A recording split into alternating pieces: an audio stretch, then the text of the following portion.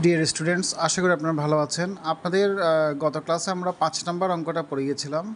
আজকে আমরা 6 নম্বর অঙ্কটা নিয়ে একটু আলোচনা করছি। 6 নম্বর অঙ্কে আপনারা দেখতে পাচ্ছেন আপনাদের যে ওয়ার্কশিট দেওয়া হয়েছে, ওয়ার্কশিটে আছে দেখবেন বাজেটেড প্রোডাকশন দেওয়া আছে 40,000 units, actual production 32,000 units, actual sales দেওয়া আছে 29,000 ইউনিটস এবং ফিনিশ গুডস দেওয়া আছে 1,000 ইউনিটস। ঠিক আছে, এবং অঙ্কের মধ্যে একটা আনফেভারেবল ভেরিয়েন্স আছে, এটা নিয়ে আমি একটু পরে আলোচনা করছি। তো একটা জিনিস মনে রাখবেন, কোনো অঙ্কে যদি বাজেটেড প্রোডাকশন থাকে সেই বাজেটেড প্রোডাকশনটাকে আপনার নর্মাল ক্যাপাসিটি বিবেচনা করতে হবে। কি বলছি? কোনো অঙ্কে যদি বাজেটেড প্রোডাকশন থাকে সেটাকে আপনি নর্মাল ক্যাপাসিটি বিবেচনা করবেন। তাহলে এক্ষেত্রে আমাদের অঙ্কের মধ্যে সেলস প্রাইস পার ইউনিট দেওয়া আছে 12 টাকা এবং আমি সেলস করেছি 29,000 ইউনিট। তাহলে 29,000কে যদি আমরা 12 দিয়ে গুণ করে আমাদের আনসার আসবে 3,48,000। তারপর less variable cost of goods sold, সেক্ষেত্রে বিগিনিং ইনভেন্টরি হচ্ছে আমাদের অঙ্কের মধ্যে লেখা আছে, একটু খেয়াল করবেন, প্রশ্ন দেখবেন আপনার শিটের মধ্যে দেওয়া আছে স্ট্যান্ডার্ড ভ্যারিয়েবল ম্যানুফ্যাকচারিং কস্ট 5 টাকা। স্ট্যান্ডার্ড ভ্যারিয়েবল ম্যানুফ্যাকচারিং কস্ট যদি দেওয়া থাকে অঙ্কে, তাহলে সেটাকে আমাদের ভ্যারিয়েবল কস্টিংয়ের ক্ষেত্রে সেটাকে আমাদের মান ধরে নিতে হবে। ঠিক আছে, তাহলে স্ট্যান্ডার্ড ভ্যারিয়েবল কস্ট আমাদের অঙ্কের মধ্যে লেখা আছে স্যার 5 টাকা, তাহলে আপনি 5 টাকা দিয়ে অঙ্কটা কী করবেন? সমাধান করবেন। ঠিক আছে, তাহলে আপনার সেক্ষেত্রে মানটা হচ্ছে কত? বিগিনিং ইনভেন্টরি 1000 গুণ 5 টাকা। প্রোডাকশন কস্ট দেওয়া আছে কত? প্রোডাকশন ইউনিট দেওয়া আছে 32,000 ইউনিট, তাহলে 32,000কে 5 টাকা দিয়ে গুণ করবেন, গুণ করে যোগ করে সেখান থেকে এন্ডিং ইনভেন্টরি আসবে 4,000। এন্ডিং ইনভেন্টরি ওয়ার্কিংসটা আমরা এখানে করে দিয়েছি। আমাদের বিগিনিং দেওয়া ছিল 1000, প্রোডাকশন দেওয়া ছিল 32,000, আমাদের সেলস দেওয়া আছে 29,000। তাহলে যোগ বিয়োগ করে আমাদের আসছে কত? Total 4,000 unit. তাহলে আমাদের এন্ডিং ইনভেন্টরি হচ্ছে 4,000 গুণ 5 টাকা 20,000 টাকা, বিয়োগ করে আমরা পাচ্ছি 1,45,000 টাকা।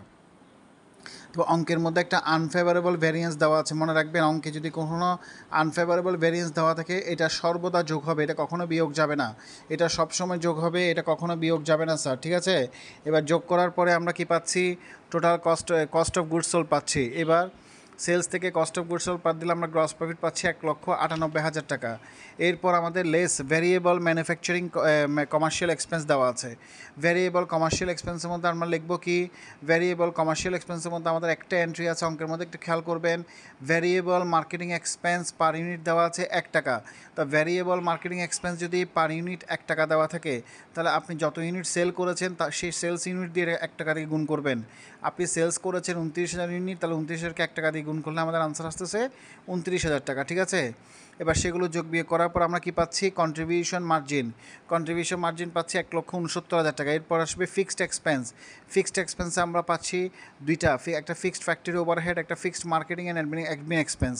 দুটোটা যোগ করলে আমাদের আনসার আসতেছে 1 লাখ, এবং সেই 1,69,000 থেকে 1 লাখ বিয়োগ দিলে আমাদের নেট ইনকাম থাকবে 69,000 টাকা। তাহলে এটা হচ্ছে আমাদের ভ্যারিয়েবল কস্টিংয়ের ক্ষেত্রে নিয়ম। এবার আসেন, যদি আমরা সেম অঙ্কটা অ্যাবজর্পশন কস্টিংয়ে করি সেক্ষেত্রে কেমন হবে খেয়াল করবেন। আমার সেলস অ্যাজ ইউজুয়াল ঠিক থাকবে, সেলসে কোনো পরিবর্তন হবে না। বিগিনিং ইনভেন্টরি 1000, তবে এখানে 60 টাকা হবে। এটা 60 টাকাটা কোত্থেকে পেয়েছি স্যার? একটু খেয়াল করবেন, আপনাদের অঙ্কে বাজেটেড প্রোডাকশন দেওয়া আছে 80,000 টাকা, 40,000 ইউনিট, এবং বাজেটেড ফ্যাক্টরি ওভারহেড দেওয়া আছে 80,000 টাকা। তাহলে আমরা জানি ফ্যাক্টরি ওভারহেডকে নর্মাল ক্যাপাসিটি বা বাজেটেড প্রোডাকশন দিয়ে ভাগ করলে আমরা প্রতি ইউনিট ফিক্সড ফ্যাক্টরি ওভারহেড পাচ্ছি।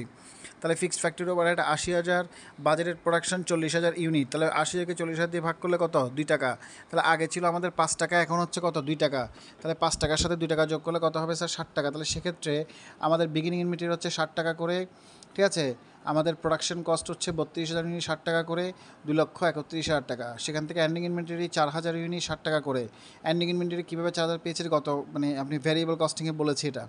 তাহলে যোগ বিয়োগ করলে 28,000 টাকা আসে। যোগ বিয়োগ করার পরে 2,03,000, সেখান সাথে আনফেভারেবল কস্ট যোগ হবে। আনফেভারেবল কস্ট সবসময় যোগ 5,000 টাকা। আচ্ছা, এবার একটু খেয়াল করবেন, আপনার আন্ডার অ্যাপ্লাইড 8,000 কেন এসছে?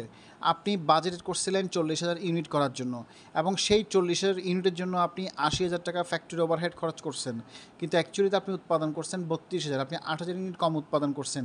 এই যে আপনি 8,000 ইউনিট কম উৎপাদন করছেন, ওই 8,000 ইউনিটের জন্য আপনাকে কী করতে হবে? আন্ডার অ্যাপ্লাইড ফিক্সড ফ্যাক্টরি ওভারহেডটা 8,000 গুণ 2 টাকা দিয়ে লিখতে হবে, 16,000 টাকা।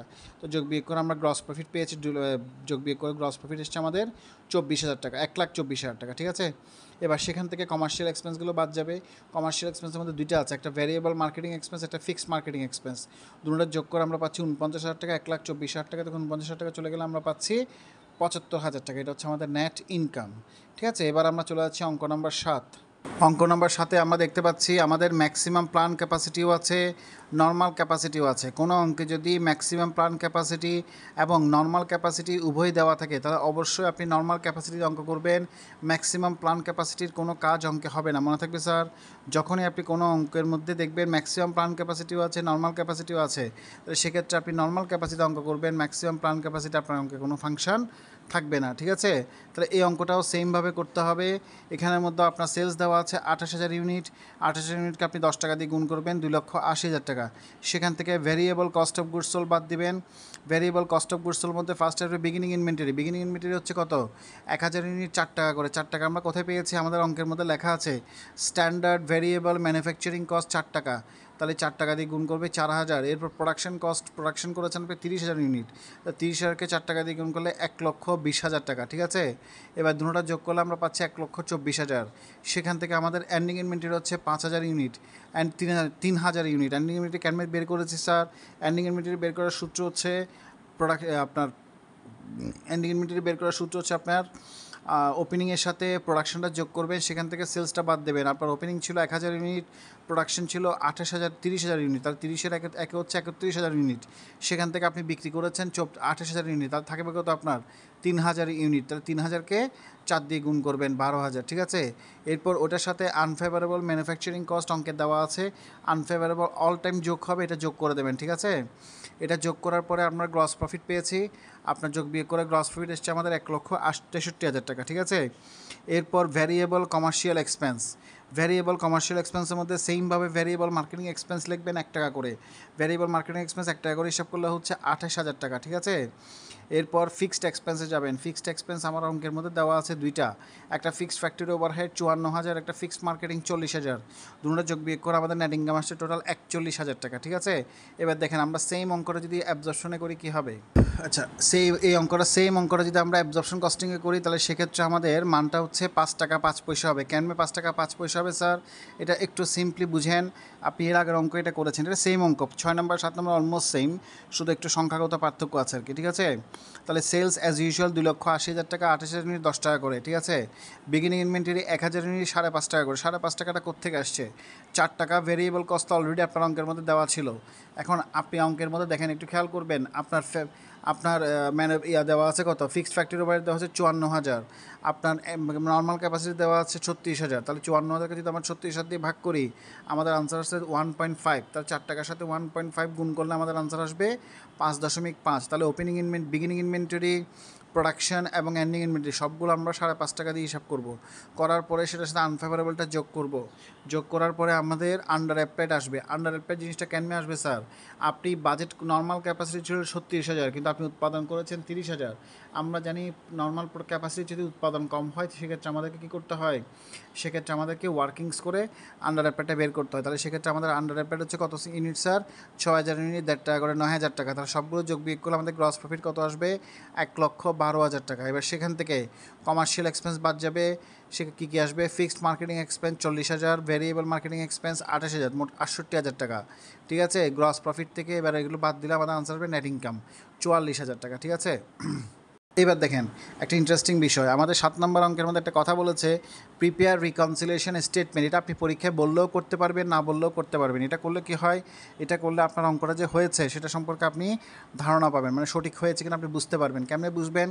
প্রথমে আপনি বের করবেন ডিফারেন্স ইন ইনভেন্টরি, ঠিক আছে। অ্যাবজর্পশন কস্টিংয়ের এন্ডিং ইনভেন্টরি থেকে ওপেনিং ইনভেন্টরি বাদ দেবেন।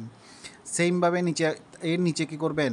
আপনার ভ্যারিয়েবল কস্টিংয়ের এন্ডিং ইনভেন্টরি থেকে ওপেনিং ইনভেন্টরি বাদ দেবেন। এবার এই দুইটার বাদ দেওয়া যে বিয়োগফলটা পেয়েছেন, এই বাদ দেওয়া দুটোটার ডিফারেন্স বের করবেন। ডিফারেন্সটা দেখবেন যত আসছে, যেমন আমাদের এই অঙ্কের মধ্যে ডিফারেন্স আসছে 3,000। আমি আবার বলছি, অ্যাবজর্পশন কস্টিংয়ের এন্ডিং ইনভেন্টরি থেকে ওপেনিং ইনভেন্টরিটা বাদ দেবেন। বাদ দিলে আসবে কত? 11,000। ভ্যারিয়েবল কস্টিংয়ের এন্ডিং থেকে ওপেনিং বাদ দিলে আসবে কত? 8,000। তাহলে 11 থেকে 8 গেলে কত? 3,000, ঠিক আছে। এবার ডিফারেন্স ইন নেট ইনকাম কেন বের করবেন? Absorption costing and net income আসছে 44,000, variable costing and net income আসছে 41,000। তাহলে 44 থেকে 41 গেলে 3,000, তাহলে 3,000 মিলে গেছে। যদি মিলে যায় তাহলে মনে করবেন আপনার অঙ্ক সঠিক হয়েছে। এটা হচ্ছে রিকনসিলিয়েশন স্টেটমেন্ট। এটা যে কোনো অঙ্কে আপনি করতে পারবেন, ঠিক আছে। এই দুটো অঙ্ক খাতায় তুলে তারপর কি করবেন, শিট দেখে খাতায় করবেন, অঙ্ক দুটোটা প্র্যাকটিস করবেন। কোনো প্রবলেম থাকলে আমাকে পরের ক্লাসে অবশ্যই, কালকের ক্লাসে অবশ্যই জানাবেন। কালকে আমরা 8 নম্বর অঙ্কটা সলভ করবো। 8 নম্বর অঙ্কটা খুব ইম্পর্টেন্ট, ঠিক আছে। সবাই ভালো থাকবেন, সুস্থ থাকবেন।